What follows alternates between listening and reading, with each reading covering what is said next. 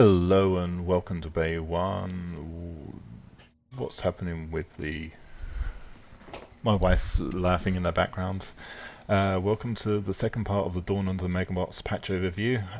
This one will go over the Megaseat and TX-1 armor, and for some reason it's all shown on the same line instead of separate lines, so you're not quite seeing everything on the screen there.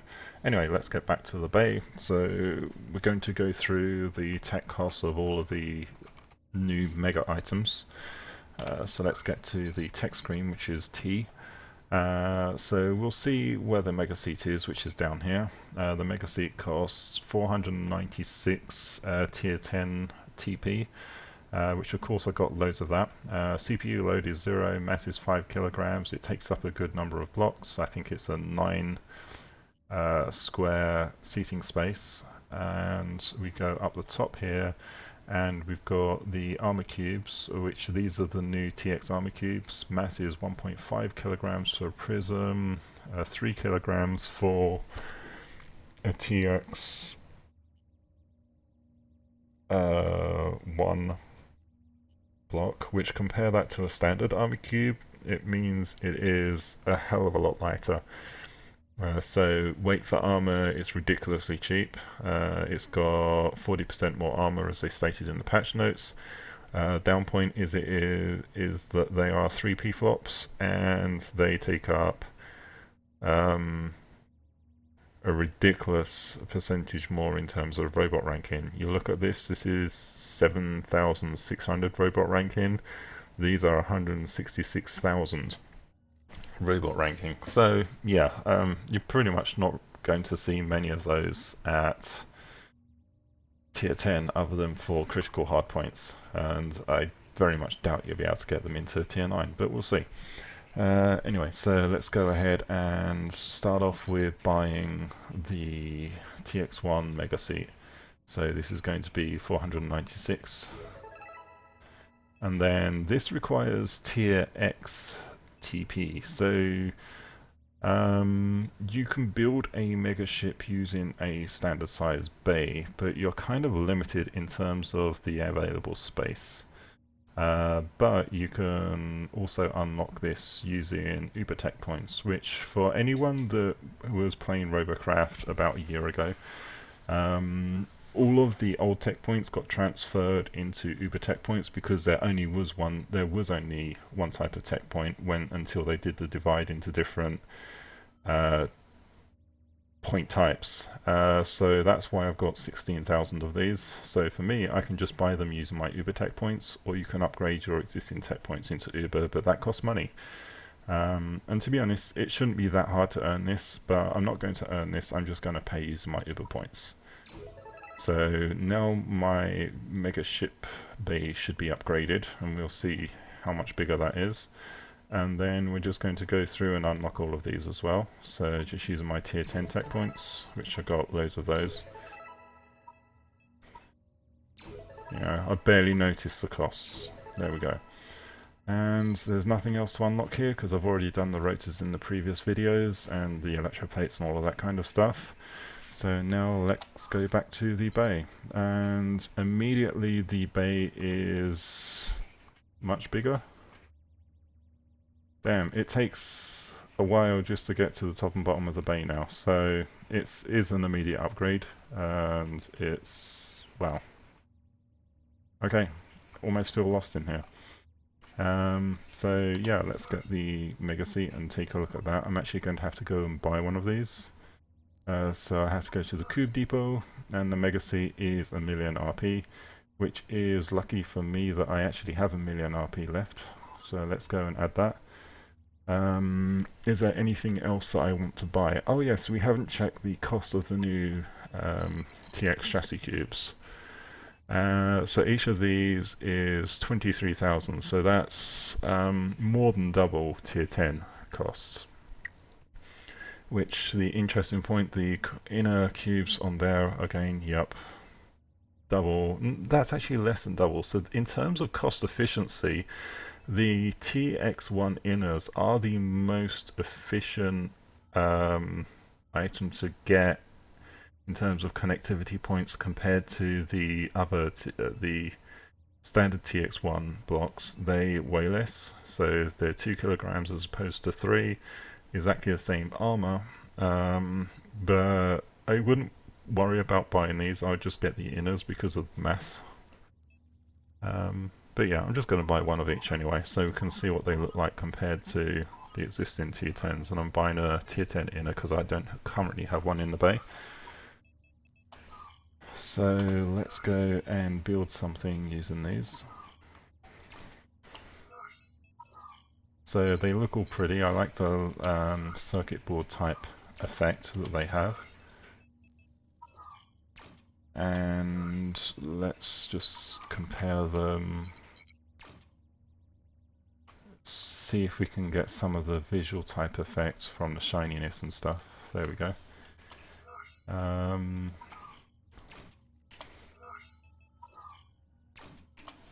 the inner, of course, which I already placed the inner down there.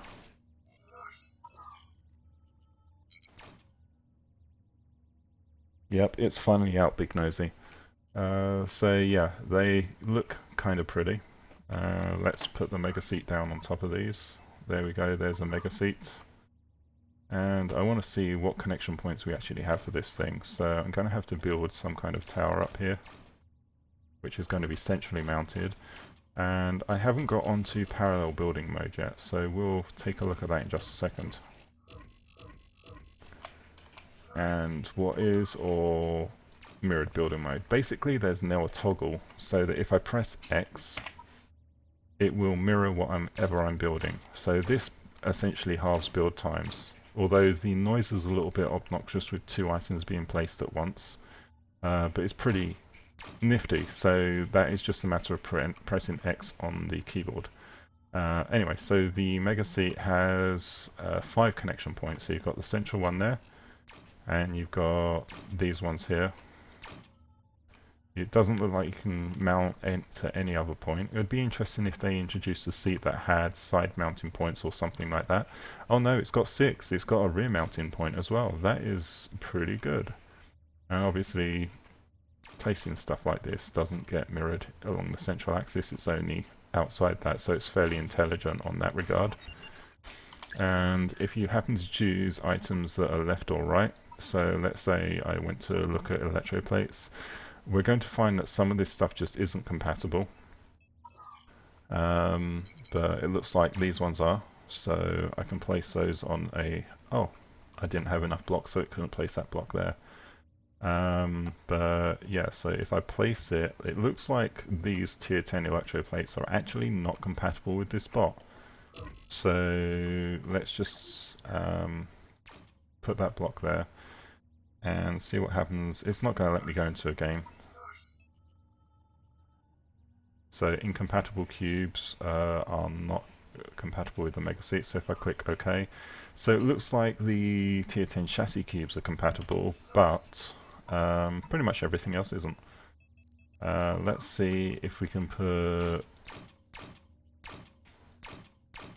tier 1 cubes on here and some wheels or something. I want to build a quickly functional mega type bot. Yeah, wheels.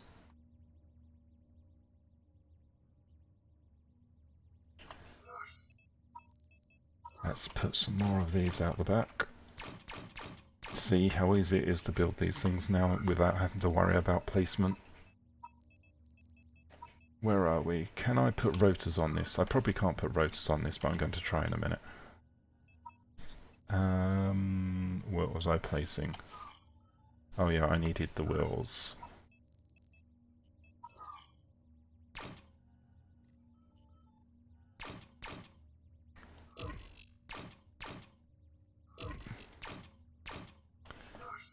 Alright, and rotors, rotor blades.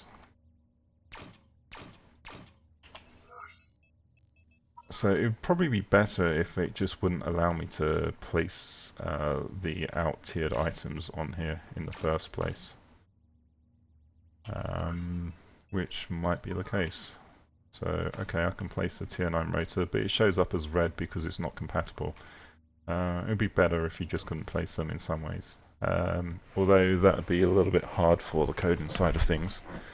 But let's see what weaponry we've got to go on there. Can't put a bunch of low tier guns on here, which kind of sucks. So if I wanted to put nano disruptors on here, you can't, because they're not compatible. See? So it's going to be a little bit of experimentation with finding what you can and can't use, but it looks like most of the core blocks can be used. You can't use helium, so that rules out flying megabots for the short term. Which, that's half the fun, come on. Who doesn't want to build a flying megabot? Can I put skis? Nope, no skis. So yeah, pretty much nothing. Boo. Come on, Tesla. Let me put Tesla Rams on here. No, you can't even have Tesla Rams on it. No jammers. Jammers don't work. Can I even put lights on it? No, I can't put lights. What is this? Anything cosmetic that can be bought to go on here? Oh yeah, they changed the holo flags to the holo things to these weird holo flag things, so maybe they'll show up a little bit better. So yeah, I'm pretty much stuck to using actual mega items. So what do I do with my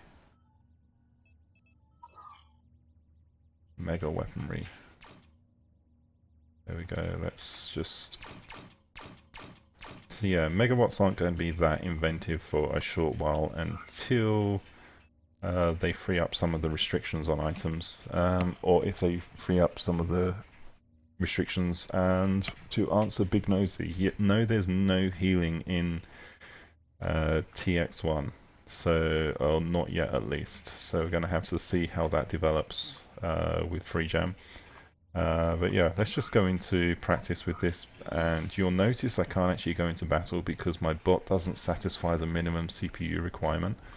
You need to have a minimum of 3222 CPU to actually get into battle with a Megabot.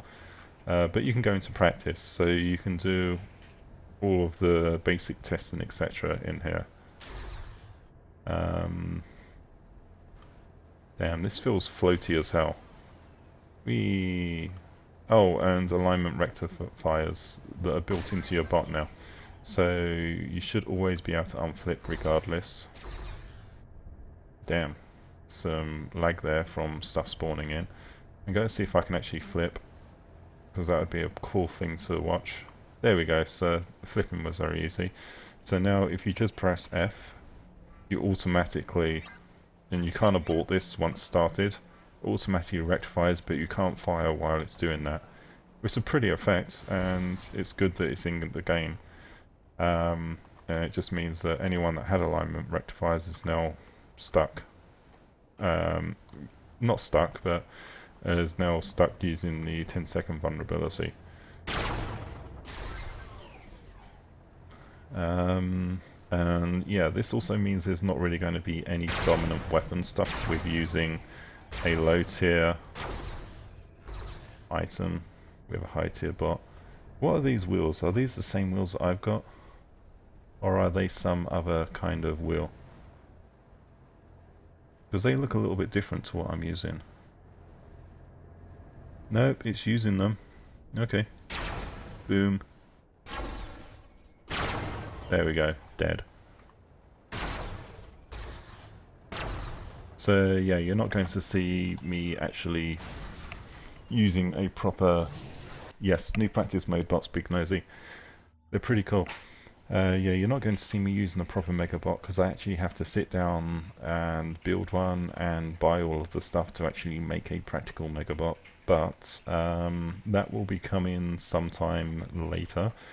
But that's it for this part of the stream, I believe, unless there's something that I have particularly forgotten that I need to cover here. So let me just check through the patch notes.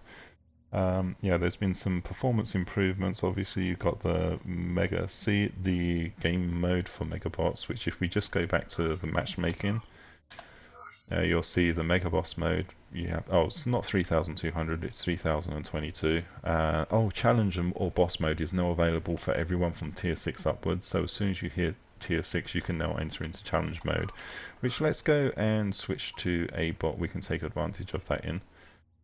Just going to use my dragon for now. And let's see if there's even a timer on this. So, is there a timer? I don't know. I'm not going to risk it because I want to actually use that for something practical.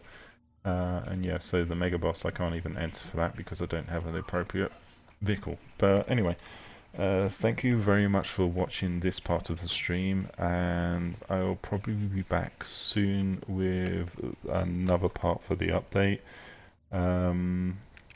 But yeah, oh, the reworked maps, that's something that I'm going to have to show during actual gameplay and messing around with other stuff.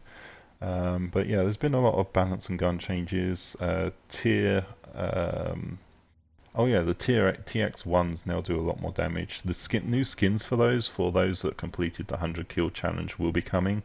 Apparently Free Jam haven't actually finished yet, and according to Big Nosy King, there is a timer for the challenge mode. So yeah, I want to save that until I've actually got something practical to use it on. Platoons and friends have been improved, so let's go and look at the platoon screen while we're here. Apparently there's a decline button for friend invites and platoon invites, and you can mess with some settings around here. Oh, so you can block friend invites, which helps if you're doing streaming to prevent the annoying beeps. And set platoon invitations from friends only. Now I'm going to turn that one on, not because I don't like anyone, but because you kind of, I get a lot of just random people that I'm not friends with trying to platoon with me if I happen to log into the game, and it gets annoying, especially if I'm streaming, so I'm going to block that one. So yeah, if you want to be a friend or something like that, you have to get on to one of the TeamSpeak servers, which they're listed below the stream information. And I'll be happy to platoon up with you. But new lobby screen, so yeah, the lobby screen is a little bit different. Yeah, lower tier cubes introduced. Oh yeah, we haven't taken a look at the Cobra, which is the new bot under the Robo Shop. So this is a little helicopter. We can zoom in here and take a look. It's a nice little design. Actually, this will be really, really simple to build yourself. There's no reason to actually buy it unless you want the extra garage slot and the CPU bonus. But it is a tier 2 design. What's this one here?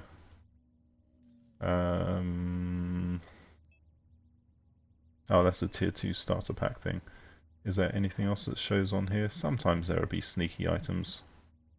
No, but yeah, so yeah, this is that nice little helicopter design. It uses skis, which makes some sense of those now. Yeah, and it's got a couple of radar jammers at the back. It's cool additions. But yeah, so that's pretty much it. Anything else that I need to go over? Nope, not for now. So, where are we? Users will always play 2 normal battles before facing either a challenge or mega boss battle. Well, that's actually an improvement. It means that you just don't get stuck doing challenge mega battle after mega battle. But yeah, otherwise, thank you for watching, and we'll see you in the next video. Goodbye.